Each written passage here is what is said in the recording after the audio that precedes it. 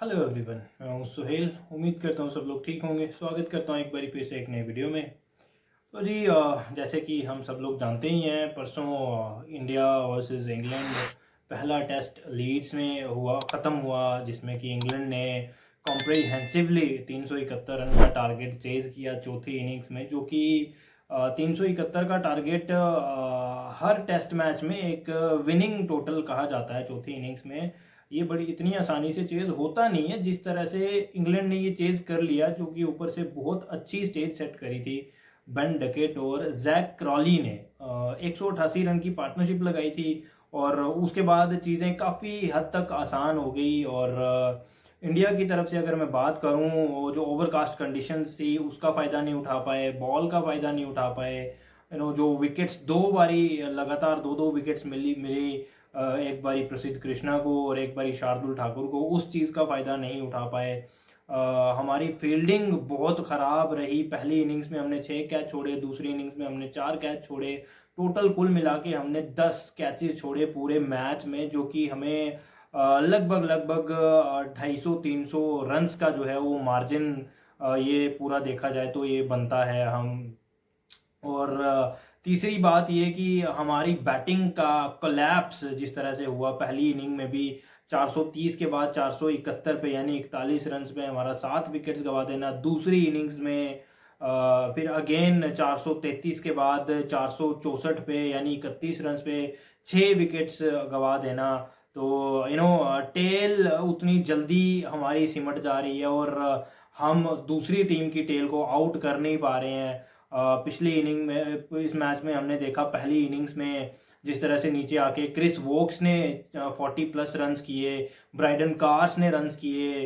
तो उस तरह से हमारी टेल जो है वो नहीं कर पाती है। और हमारा प्लान हमेशा ये रहता है कि बॉलर ऐसे टीम में डाले जाएं जो कि बैटिंग भी कर पाएं, जो कि रविंद्र जडेजा हमारे पास होते हैं, शार्दुल ठाकुर हैं।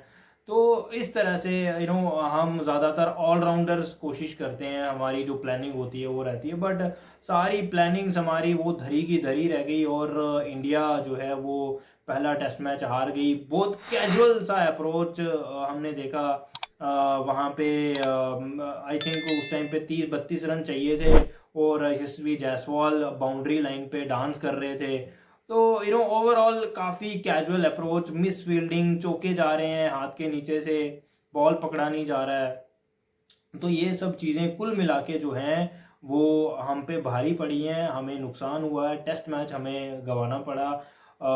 अब आते हैं असली मेन मुद्दे पे। परसों मैच के बाद गौतम गंभीर की कॉन्फ्रेंस हुई थी, पोस्ट मैच कॉन्फ्रेंस जो होती है, उसमें गौतम गंभीर ने जो है वो सारा का सारा जो ये मलबा था ना वो अपनी बैटिंग पे डाला। जिस तरह से गौतम गंभीर ने कहा कि हम अपनी बैटिंग की वजह से हारे हैं। उन्होंने साफ तौर पे ये कहा कि पहली इनिंग्स में हमारा 430 पे 3 थे, उसके बाद 441 पे हम ऑल आउट हो जाते हैं। कहीं ना कहीं हमने 100 रन्स वहां से कम बनाए, हमें कम से कम भी 600 रन्स यानी 130 रन्स और वहां से बनाने चाहिए थे, जो कि हम नहीं कर पाए।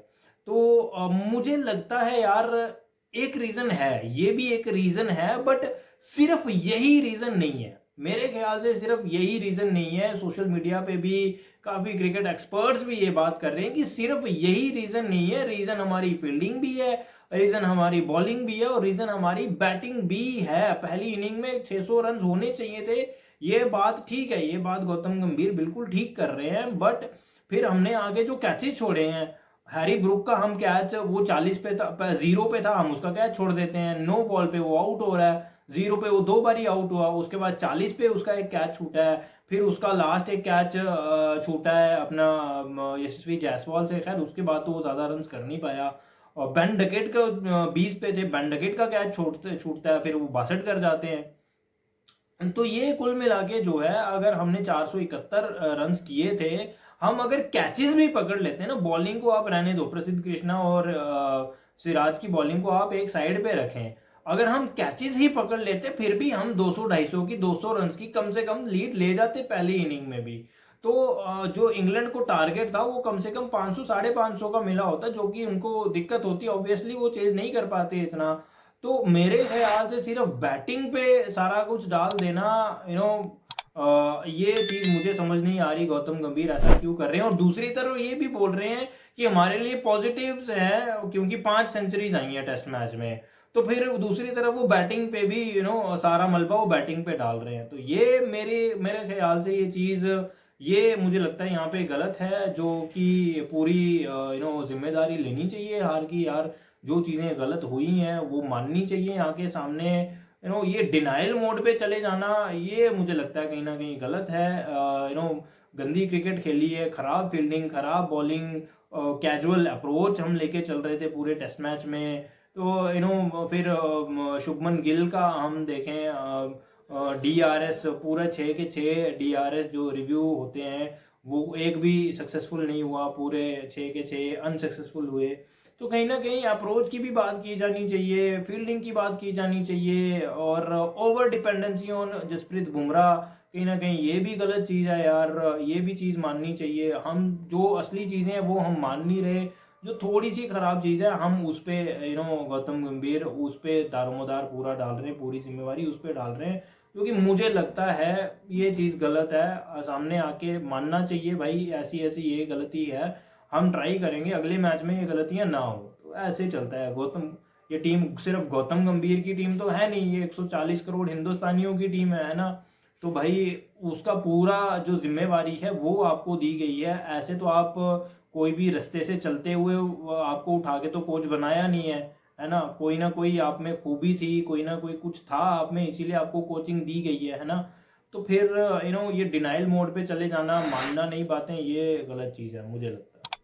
फिलहाल इस वीडियो में इतना ही, मिलते हैं एक नई वीडियो में, तब तक के लिए टेक केयर।